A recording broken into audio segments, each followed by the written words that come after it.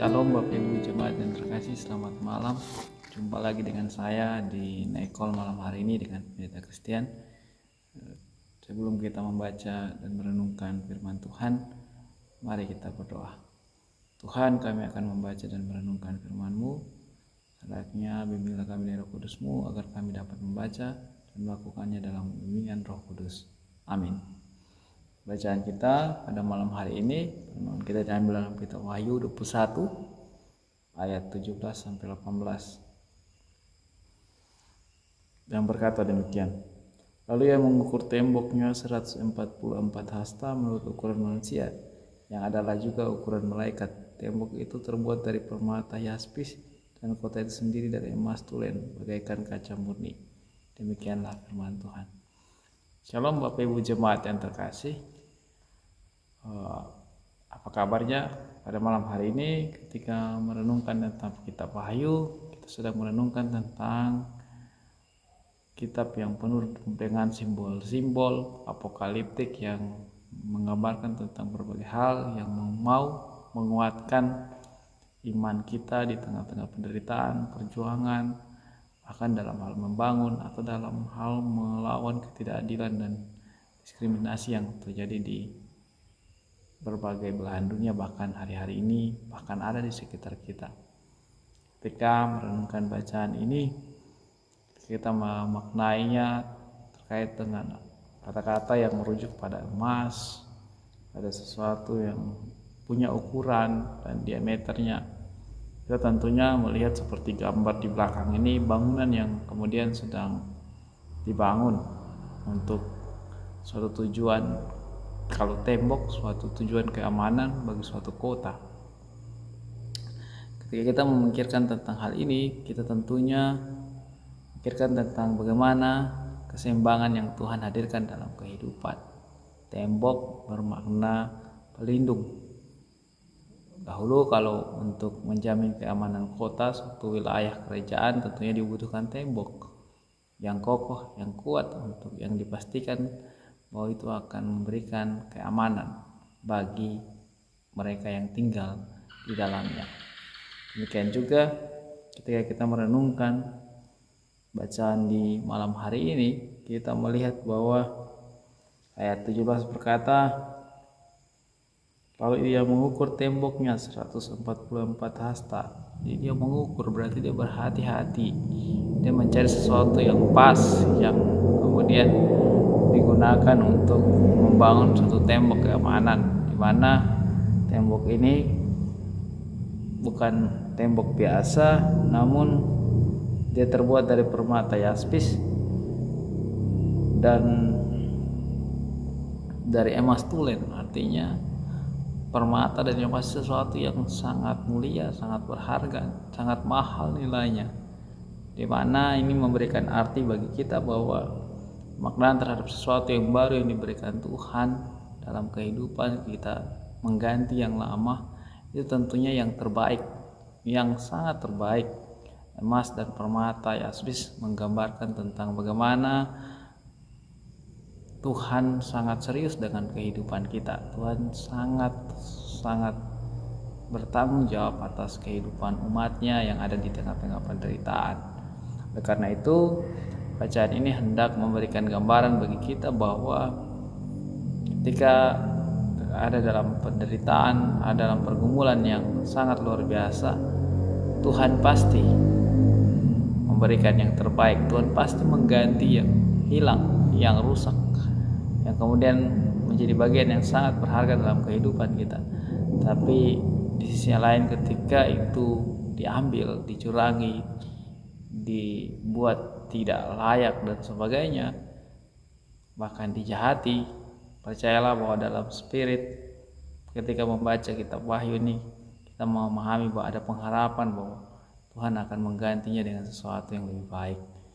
Sedangkan pemaknaan terhadap tembok yang malam hari ini kita baca, yang terbuat dari bahan-bahan yang terbaik, artinya Tuhan juga akan memberikan keamanan dan perlindungan di tengah-tengah umat yang menderita.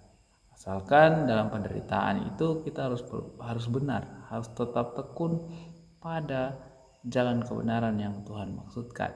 Artinya dewasa ini dalam penderitaan, dalam perjuangan iman, jangan sibuk memperdebatkan iman itu sendiri, tapi fokuslah pada apa yang harus dilakukan untuk Tuhan. Kerjakan segala sesuatunya di tengah-tengah keterbatasan, di tengah-tengah ketidakberdayaan, bukan untuk memperdebatkan saja dan menjadi sesuatu yang kosong, tapi kerjakan itu untuk kemuliaan nama Tuhan. Susah? Iya, susah. Terbatas? Iya, terbatas. Tapi Tuhan punya 1000 macam cara untuk menyelamatkan kita di tengah-tengah keterancaman, bahkan sesuatu yang kemudian tidak dapat kita hindari dan bahkan harus kita hadapi. Tapi ingat, untuk segala sesuatunya berikanlah ukuran yang terbaik, berikanlah hal yang dapat diusahakan dengan baik di hadapan Tuhan, agar pada akhirnya Tuhanlah juga yang akan menjadi kreator, yang memberikan yang terbaik, juga mengganti yang rusak, memberikan yang baru, yang lebih baik lagi dari apa yang sudah hilang dari kehidupan kita. Selamat malam Bapak Ibu Jemaat yang terkasih dimanapun berada. Kiranya di era ini kita memaksimalkan segala sesuatunya dan mengupayakan yang terbaik bagi Tuhan. Sekalipun terbatas, yakinlah ketika kita memberikan juga permata dan emas yang lahir dari dalam kualitas terbaik yang bisa kita lakukan untuk Tuhan, Tuhan juga akan memberikan yang terbaik, baik keamanan, kesejahteraan, dan juga damai sejahtera yang kemudian membuat kita juga menjadi berkat bagi banyak orang. Tuhan memberkati kita semua. Amin. Jemaat Tuhan, mari kita berdoa. Tuhan, terima kasih karena kami sudah merenungkan sebagian dari firman Tuhan. Berkati umat-Mu yang akan melakukan perjalanan istirahat, bahkan aktivitas yang akan dilanjutkan di malam hari ini, dalam kesulitan, dalam tingkatan-tingkatan yang Tuhan mau ajarkan, Tuhan mau sertai, agar pada akhirnya ketika mereka berbuat yang benar dan bahkan mengupayakan yang terbaik, baik di malam hari ini atau nanti besok, itu semua untuk kemuliaan nama Tuhan. Terpujilah Engkau Tuhan, ini dan selama-lamanya. Biarlah Engkau menjadi pelindung, memberi kekuatan di tengah-tengah berbagai pergumulan, bahkan istirahat malam kami di malam hari ini. Amin. Sampai jumpa. Selamat malam. Salam dari saya Pendeta Christian berserta jemaat di Pos Pelkes Bukit Mulia Tabalar, dan kiranya sukacita selalu ada bersama Bapak Ibu di tengah-tengah keterbatasan, bahkan perjuangan yang sedang diusahakan di dalam Tuhan. Sampai jumpa.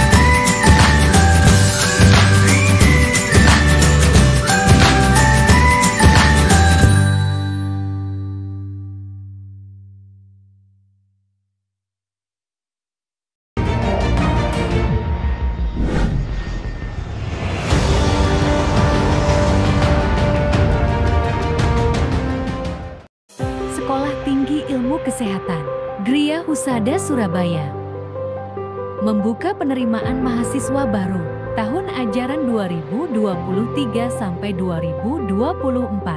Sekolah Tinggi Ilmu Kesehatan Gria Husada terakreditasi BAN PTB dengan menawarkan 2 program studi, yaitu pertama, D3 kebidanan. Kedua, administrasi rumah sakit. Ada juga fasilitas yang memadai seperti asrama putri, perpustakaan, gazebo dan hotspot area, dan masih banyak lagi. Pendaftaran gelombang pertama dibuka pada Desember 2022 sampai Februari 2023. Gelombang kedua dibuka pada Maret 2023 sampai Mei 2023. Gelombang ketiga dibuka pada Juni 2023 sampai September 2023. Untuk informasi lebih lanjut dapat menghubungi nomor di